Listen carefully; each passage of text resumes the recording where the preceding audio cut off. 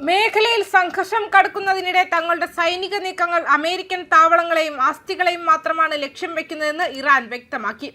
ഡൽഹിയിൽ നടന്ന റൈസിന ഡയലോഗിൽ വിദേശകാര്യമന്ത്രി സയ്യിദ് ഖതിബ്സാദെയാണ് ഇക്കാര്യം അറിയിച്ചത്.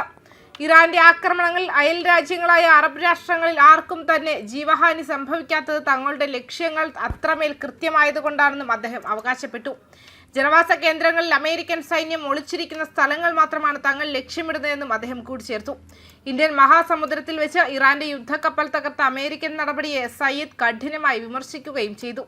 ഇന്ത്യയുടെ ക്ഷണപ്രകാരം എത്തിയ നിരായുധമായ ഒരു കപ്പലിന് നേരെ അമേരിക്ക നടത്തിയ ആക്രമണം അങ്ങേയറ്റം നിർഭാഗ്യകരമാണെന്ന് അദ്ദേഹം പറഞ്ഞു. കൂടാതെ ഇറാന്റെ പരമോന്നത നേതാവ് ആയത്തുള്ള അലി ഖമേനിയുടെ വധത്തിന് പിന്നാലെ രാജ്യത്തെ ഭരണ സംവിധാനം തകരുമെന്ന അമേരിക്കയുടെ വാദങ്ങളെയും അദ്ദേഹം തള്ളിപ്പറയുകയും ചെയ്തു. വ്യക്തികളിലല്ല, മറിച്ച് ശക്തമായ ഭരണഘടനാ സ്ഥാപനങ്ങളിലാണ് ഇറാന്റെ കരുത്തെന്നും ഭരണകൂടവും ജനങ്ങളും ഐക്യത്തോടെയാണ് മുന്നോട്ട് പോകുന്നതെന്നും അദ്ദേഹം വ്യക്തമാക്കി. സന്ദർശനത്തിന്റെ ഭാഗമായി അദ്ദേഹം ഇന്ത്യൻ വിദേശകാര്യമന്ത്രി എസ് ജയശങ്കറുമായി കൂടിക്കാഴ്ച നടത്തുകയും ചെയ്തു. അതേസമയം ന്യൂഡൽഹിയിൽ നടന്ന റൈസിന ഡയലോഗിൽ സംസാരിച്ച സയ്യിദ് ഇറാന്റെ നടപടികളെ ന്യായീകരിക്കുകയും ചെയ്തു. ടെഹ്റാന്റെ പ്രവർത്തനങ്ങൾ US ആസ്തികളിൽ മാത്രം ശ്രദ്ധ കേന്ദ്രീകരിച്ചാണെന്ന് അവകാശപ്പെട്ടു. നമ്മുടെ ആക്രമണങ്ങൾ നമ്മുടെ അറബ് സുഹൃത്തുക്കളിലോ അയൽക്കാരിലോ ഒരാൾ പോലും കൊല്ലപ്പെടാത്തത് എന്തുകൊണ്ടെന്നും അദ്ദേഹം ചോദിച്ചു. കാരണം ഞങ്ങൾ അമേരിക്കൻ താവളങ്ങൾ, അമേരിക്കൻ ആസ്തികൾ, വിവിധ റെസിഡൻഷ്യൽ ഏരിയകൾ, അവർ ഒളിച്ചിരിക്കുന്ന സ്ഥലങ്ങൾ എന്നിവ മാത്രമാണ് ലക്ഷ്യമിടുന്നത്. ഇറാൻ, ഇസ്രായേൽ, അമേരിക്ക എന്നിവ ഉൾപ്പെട്ട നിരവധി മിസൈൽ ഡ്രോൺ ആക്രമണങ്ങളെയും പ്രതികാര നടപടികളെയും തുടർന്ന് മേഖലയിൽ സംഘർഷം രൂക്ഷമായിക്കൊണ്ടിരിക്കുന്നതിനിടെയാണ് അദ്ദേഹത്തിന്റെ പരാമർശം.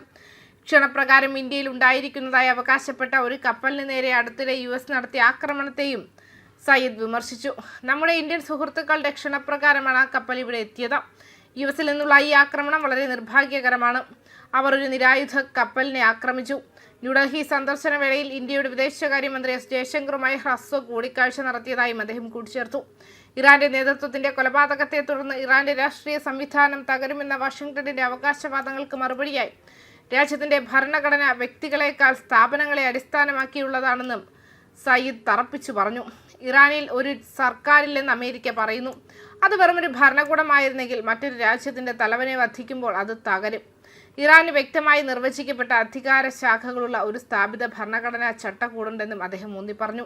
ഇറാൻ ഒരു സ്ഥാപനപരമായ രാജ്യമാണ്. അതിനൊരു ഭരണഘടനയും ഉത്തരവാദിത്തങ്ങളുടെ വിതരണവും അധികാരങ്ങളുടെ വിഭജനവുമുണ്ട്. ഒരു എക്സിക്യൂട്ടീവ്, ഒരു ജുഡീഷ്യറി, ഒരു നിയമസഭ എന്നിവയുണ്ട്. ഇറാനിലെ പരമോന്നത നേതാവിന്റെ കൊലപാതകത്തെ പരാമർശിച്ചുകൊണ്ട് രാജ്യത്തെ സ്ഥാപനങ്ങൾ തുടർന്നും പ്രവർത്തിച്ചുവെന്ന് അദ്ദേഹം പറഞ്ഞു. അതുകൊണ്ടാണ് അവർ നമ്മുടെ പരമോന്നത നേതാവിനെ നിയമവിരുദ്ധമായും കൊലപ്പെടുത്തിയ രക്തസാക്ഷിയാക്കി മാറ്റിയതിനു ശേഷവും സർക്കാരും സമൂഹവും രാജ്യവും മുന്നോട്ട് പോയത്. അതാണ് നമ്മുടെ ശക്തിയെന്നും അദ്ദേഹം കൂട്ടിച്ചേർത്തിട്ടുണ്ട്. ന്യൂസ് ഡെസ്ക് കർമ്മ ന്യൂസ്.